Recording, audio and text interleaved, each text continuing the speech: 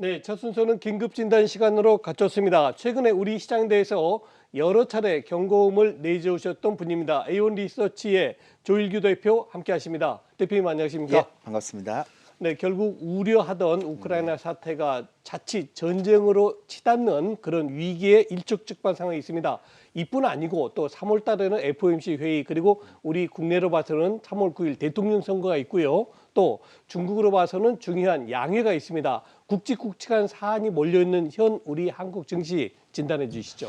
예, 제가 그 2주 전에 나와서 그 얘기를 좀 했습니다. 그러니까 3월 달에 대선이 있고 양회가 있고 그다음에 FMC가 있기 때문에 이 불확실성이 좀 있을 때까지는 좀 쉬자. 그러셨죠. 굳이 뭐 이렇게 여러분들이 이렇게 불확실성이 남아 있는 형태에서 이렇게 매매를 할 필요가 있겠느냐라는 얘기를 좀 드렸는데요. 지금도 마찬가지입니다. 그런데요. 몇 가지만 제가 좀 체크를 좀 하고 가야 될 것 같습니다. 이제 여러분들이 지금 우크라이나 그러니까 전쟁에 대한 리스크 때문에 시장이 이렇게 떨어진 것처럼 보이지만 사실은 그 이면에 시장이 지금 떨어지고 있는 것들은 좀 다른 형태의 흐름이 있습니다. 그러니까 잘 생각해 보십시오. 주말에 러시아에 대한 전쟁에 대한 가능성이 터졌죠. 그리고 월요일날, 화요일날 터졌고 수요일날까지 터졌는데도 불구하고 뭐 전면전 아니겠지만 아직도 전면전이 일어난 건 아니죠. 근데 그럼에도 불구하고 우리 시장이 굉장히 양호하게 움직였단 말이에요. 근데 갑자기 어제 새벽에 유럽 증시가 떨어지고 오늘 우리 시장이 좀 세게 떨어지잖아요. 이 네. 이유가 있을 거예요. 그래서 오늘 그 이유에 대해서 좀 설명을 드려야 되고 첫 번째 제가 이유를 좀 보자면 제조 PMI 지수를 한번 볼게요. 요게 이제 제가 준비한 게 보면 제조 PMI 지수인데 이게 괜찮지 않아요. 지금 나쁘진 않아요. 추세적으로 보면 지금 올라와 있잖아요. 그리고 두 번째 자료가 서비스 PMI 지수인데 보면 요것도 나쁘지 않아요. 그러니까 요것도 올라와 있어요. 근데 왜 이렇게 지표가 나쁘지 않은데 왜 문제가 되느냐라고 얘기하는 거 보면 우리 주식시장은 항상 미래를 선반영하잖아요. 그래서 제가 지난주에 나서 뭐라고 얘기했는가 하면 앞으로 여러분들이 봐야 될 거는 미국의 2년물 국채의 금리와 10년물 국채의 금리가 좁혀지는지 좁혀지지 않는지 봐야 된다. 왜냐하면 그거 좁혀지면 경기 침체 우려가 부각되기 때문에 전쟁 리스크보다 훨씬 더 큰 리스크가 들어올 수 있다라고 말씀드렸거든요. 그러면 우리가 미국 시장에서 볼 수 있는 그러니까 지금 현재의 지표 말고 그러니까 미래의 지표를 볼 수 있는 경제 지표를 제가 땡겨서 준비를 해봤습니다. 한번 볼까요? 두 가지가 있는데요. 미시간대 소비 심리 지수가 있어요. 한번 보시겠습니다. 이 미시간대 소비 심리 지수를 보면 어떠세요? 88, 그러니까 2021년 4월 달에 88 찍었던 게 2022년 2월 달 61.7 찍었어요. 그러네요. 이거 굉장히 그러니까 한 2년 내 최저치예요. 그러니까 미래를 나타내는 가장 낮네요. 예. 미래를 나타내는 소비 지표입니다. 근데 두 번째 지표를 보면 컨퍼런스 보드의 소비자 신뢰 지수가 있어요. 이것도 한번 볼게요. 이것도 보면 아까 제가 지금 나타나고 있는 지표보다 훨씬 더 미래를 나타내는 지표라고 했는데요. 컨퍼런스 보드 CB 소비자 신뢰 지수를 보면 이게 또 보세요. 121, 127, 129 하다가 지금 110대로 떨어졌어요. 예. 근데 이렇게 되니까 어떤 문제가 생기는가 하면 2년물하고 10년물 국채 금리에서 문제가 생기는 거예요. 자, 지금 제가 준비한 자료를 보시면서 보여드리면 여러분들 잘 보세요. 되게 중요한 자료니까요. 2년물하고 10년물 국채 금리에 대한 제가 표를 하나 준비하는데요.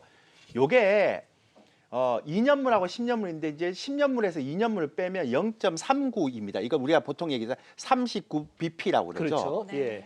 작년 연말에 이게 얼마야 됐는가 하면 120bp가 됐어요. 그리고 제가 거의 이제 붙었네요, 이제. 예, 그러니까 작년 대비해서 3배가 붙어버린 거죠. 그렇죠. 그리고 더 중요한 거는 제가 지난주에 나와서 이제 2년물하고 10년물하고 금리 잘 봐야 됩니다라고 얘기했을 때 그때의 금리가 48bp예요. 그러니까 일주일 만에 또 10bp가 또 줄었어요. 예. 그러니까 러시아가 전쟁에 대한 리스크가 월화수까지 나올 때까지만 하더라도 잘 견디던 시장이 괜찮았죠. 예. 2년물 10년물 금리가 확 붙어버리니까 이게 경기 침체 우려로 확 떨어져 버리는 거예요. 네. 그러니까 제가 얘기했던 부분들은 뭐냐면 이제는 제가 생각할 때는 앞으로는 이런 뭐 긴축에 대한 부분들 그다음에 러시아에 대한 부분들 이런 러시아 리스크에 대한 부분 이런 게 중요한 게 아니라 이제 진짜 경기에 대한 침체. 부분들 예. 이런 것들 여러분 잘 신경 써야 되고 그리고 경기 침체에 대한 부분을 신경 쓰려면 제가 다시 한번 말씀드리겠습니다.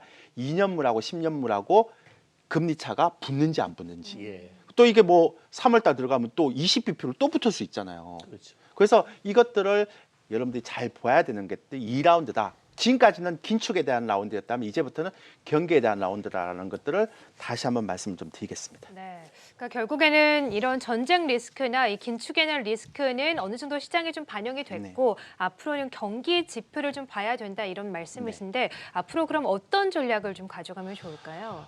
제가 2주 전에 나와서 이런 말씀을 드렸잖아요. 또 똑같은 얘기를 드리는데 3월 달에 FOMC가 있고 대선이 있고요. 그다음에 중국의 양해가 있습니다. 근데 그 불확실성이 굉장히 크거든요. 여기다가 이제 우크라이나 사태까지 하나 더 나눠버렸는데 그러니까 결정적으로 보면 이런 불확실성이 있을 때 여러분들이 막 주식 매매를 하는 게 아니에요. 제가 매번 얘기 드렸잖아요. 쉴 때는 쉬는 것도 투자라고 말씀드렸는데요. 근데 그 전에 제가 오늘 이 방송을 통해서 또 하나 여러분들한테 말씀을 드려야 되겠습니다. 이게 진짜 심각한 거라서 예탁금과 신용융자 잔고를 좀 보여드릴게요. 올해 나온 것들.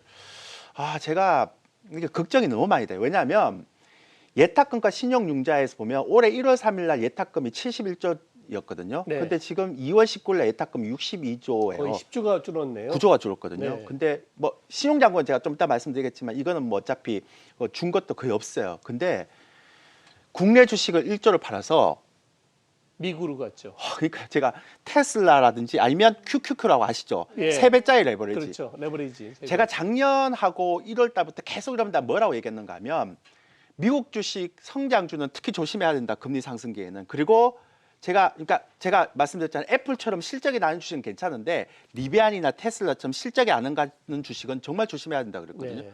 그런데 3배짜리 ETF를 사요. 근데 여러분들이 제가 나중에 ETF 얘기하겠지만 ETF는요. 이게 2배짜리도 그렇고 3배짜리도 그렇고요. 떨어질 때나 박스권으로 묶여버리면 복리로 떨어져요. 네. 그걸 잘 모르더라고요. 그러니까 지금 무슨 얘기인가 하면 지금 사서 이렇게 떨어지잖아요. 그건 나중에 지금 샀던 지수까지 올라오더라도 본전이 안 되죠. 되는 거예요. 이게 그렇죠. 제가 예. 나중에 다음 주에 제가 가져올게 이 메커니즘 때문에. 그래서 어떤 사람들이 이 3배짜리나 2배짜리에 대한 부분들이 내가 물려도 본전 내가 샀던 지수 때까지 올라오면 내가 샀던 본전이 되지 않느냐라는데 천만의 말씀. 이거는 안 되죠. 복리의 개념이기 때문에 달라요. 그러니까 우리가 보통 얘기할 때 시간 가치라고 얘기하는데요. 그건 제가 다음 주에 얘기 드릴게요. 그러니까 이렇게 추세가 하락일 때는 절대로 3배짜리, 2배짜리 하면 안 된다는 얘기를 자꾸 드리고 특히나 실적이 안 되는 성장주는 굉장히 무서워요. 그렇죠. 제가 이거는 1월 달부터 여러분들한테 얘기를 했거든요. 그리고 제가 앞으로는 나스닥보다는 다우가 더 좋을 거라고 그랬는데 지금 나스닥 쪽은 또 1조가 다 들어가 있더라고요. 그러니까 이게 참 문제가 있는 거예요. 그리고 두 번째를 한번 보세요. 신용융자 일자별 동향을 보면 이것도 특이한데요. 제가 신용 좀 쓰지 마십시오라고 얘기를 드렸는데 보세요. 이게 보면 이게 좀 줄어들었다가요 또 올라갔죠. 또 줄어들었다 또 올라잖아요. 네. 근데 재미있는 거는 재미든 아니고 특이한 거는요. 이 신용융자가 올라올 때쯤 되면 지수가 또 급락을 해요. 글쎄요. 희한합니다. 한번 보세요, 여러분들. 1월 2일부터 7일까지. 그러니까 지금은 신용융자를 쓰는 거하고 지수가 폭락하는 거하고는 거의 똑같이 들어가요. 네. 그러니까 지금은 다시 한번 말씀드리지만 3월 불확실성이 있을 때까지, 그러니까 대선, FOMC, 그 다음에 양해 있을 때까지 좀 쉬세요. 쉬는 게 뭐가 어렵습니까? 조금만 쉬었다가 나중에 큰 기회가 오면 그때 하면 되잖아요. 그래서 지금은 제가 볼 때는 약간만 쉬는 게 좋을 것 같다. 그리고 주식 비중은 한 50% 정도만 갖고 있고요. 제가 지난번에 말씀드렸잖아요.